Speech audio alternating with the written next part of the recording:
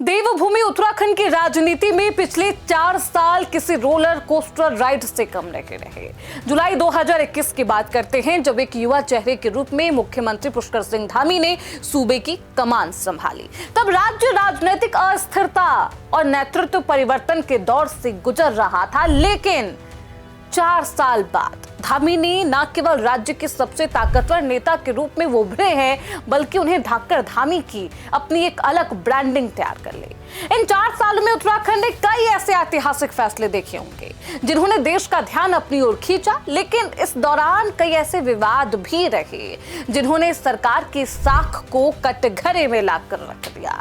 हालांकि ये 4 साल का सफर फूलों की सेज का नहीं रहा। क्या कुछ चुनौतियां, क्या कुछ उपलब्धियां, बिना लाग लपेट के इस रिपोर्ट में बताएंगे। बहुत स्वागत है आपका।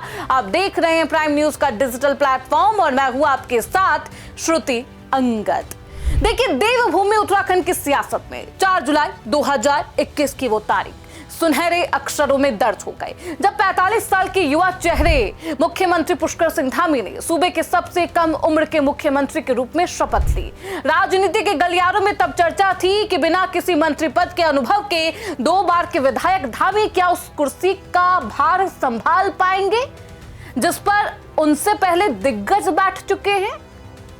और देखिए, यही सवाल था, लेकिन धामी ने अपनी पारी की शुरुआत ही उस युवा जोश के साथ की जिसने देखते ही देखते उन्हें भाजपा के केंद्रीय नेतृत्व का चहेता बना दिया। राज्यपाल बेबी रानी मौर्य उस वक्त की राज्यपाल थी।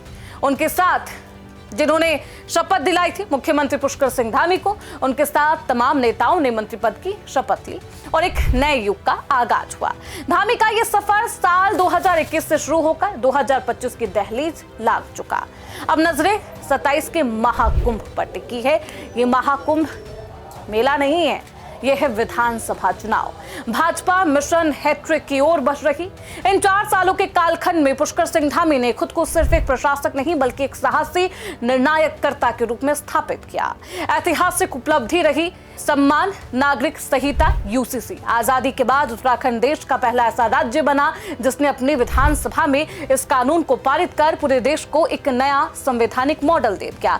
धामी यही नहीं रुके, उन्होंने देवभूमि की पहचान जनसांख्यिकी को बचाने के लिए सख्त धर्मांतरण विरोधी कानून भी लागू किया, जिसने उन्हें कट्टर हिंदुत्व की राजनीति के पोस्टर में एक पोस्टर बॉय के रूप में पेश कर दिया। जब राज्य का युवा पेपर लीक और नकल माफियाओं के इस जाल में फंसा हुआ था, तब धामी सरकार ने देश का सबसे कठोर नकल विरोधी कानून लाकर एक ऐसी लकीर खींची जिसे पार करना अब मुमकिन नहीं दिखता।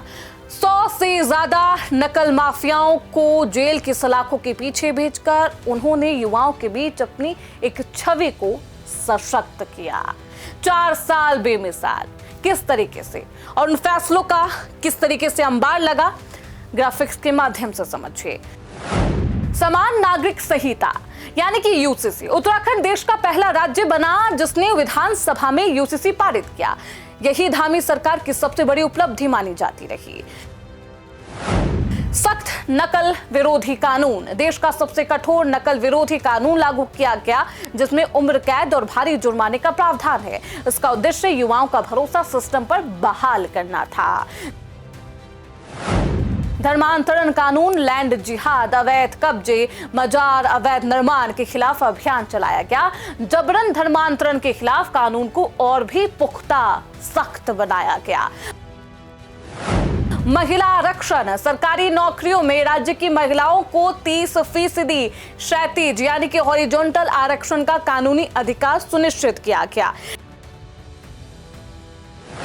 इंफ्रास्ट्रक्चर की बात करते हैं, रोड की बात करते हैं, रेल की बात करते हैं। ऋषिकेश कर्णप्रयाग रेल लाइन और 4 धाम ऑल वेदर रोड प्रोजेक्ट में तेजी। साथ ही होम स्टे योजना से पर्यटन को बढ़ावा मिला। विकास के मोर्चे पर इन 4 सालों में उत्तराखंड की तस्वीर तकदीर दोनों बदलने की कोशिश की गई और बदली भी। केदारनाथ, हेमकुंड साहिब जैसे दुर्गम तीर्थ स्थलों के लिए रोप वे प्रोजेक्ट्स को मंजूरी मिलना। सलकयारा सुरंग, आपको याद होगा, रेस्क्यू ऑपरेशन में मुख्यमंत्री खुद मोर्चा संभाले डटे रहे थे। उनके समर्पण की गवाही देता है 41 मजदूरों की जान बची। अंतर्राष्ट्रीय मिशन ने धामी को एक संकट मोचक की पहचान दिलाई। इस अभियान के बाद, इस रेस्क्यू ऑपरेशन के बाद देखिए, धामी सरकार के लिए चुनौती कई है, बदनामी का सबब भी रहा। भर्ती घोटाला, पटवारी से लेकर अधीनस्थ सेवा चयन आयोग, परीक्षाओं में हुई धांधली ने राज्य के शिक्षित बेरोजगारों को आंदोलन करने पर मजबूर किया। हालांकि सरकार ने सख्त कानून बनाया, लेकिन उन युवाओं का दर्द कम नहीं हुआ जिनका कीमती समय इन घोटालों की भेंट चढ़ गया।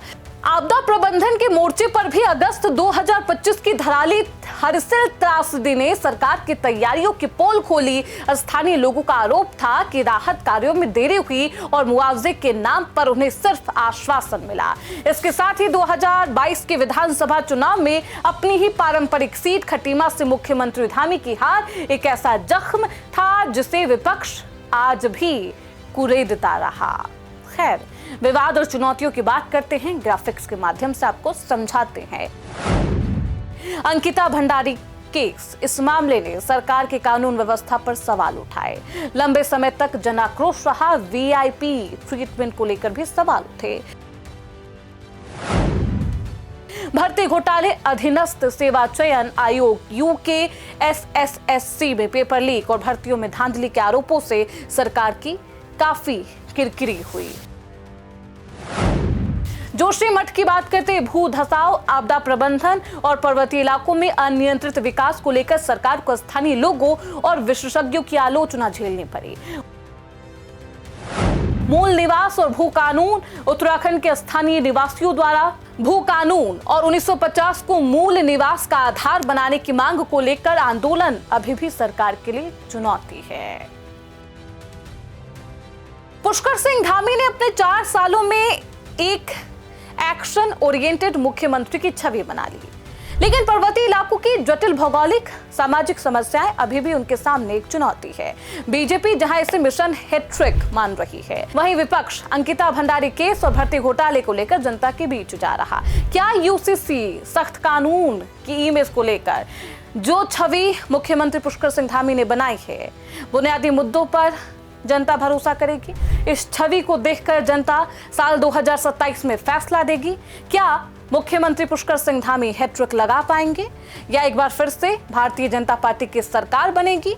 एक बार फिर से उत्तराखंड में देवभूमि में कमल खिलेगा?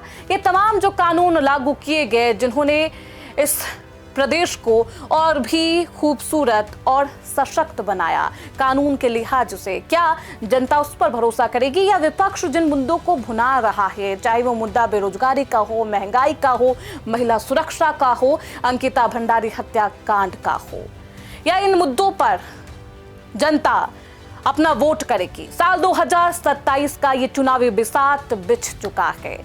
मुख्यमंत्री पुष्कर सिंह धामी के 4 साल का जो कार्यकाल था, ये 4 साल का कार्यकाल बेमिसाल तो रहा। उपलब्धियां रही, चुनौतियां रही, कुछ विवादित कंट्रोवर्सियां रही और कुछ विवादित कंट्रोवर्सी भी रही, लेकिन इन विवादों को किस तरीके से जनता लेती है, 27 के चुनाव में कहां अपना फैसला देती है, किसके पक्ष में अपना जनादेश देती है, देवभूमि की जनता देखना बेहद दिलचस्प होगा। फिलहाल इसी के साथ इस रिपोर्ट में बस इतना ही।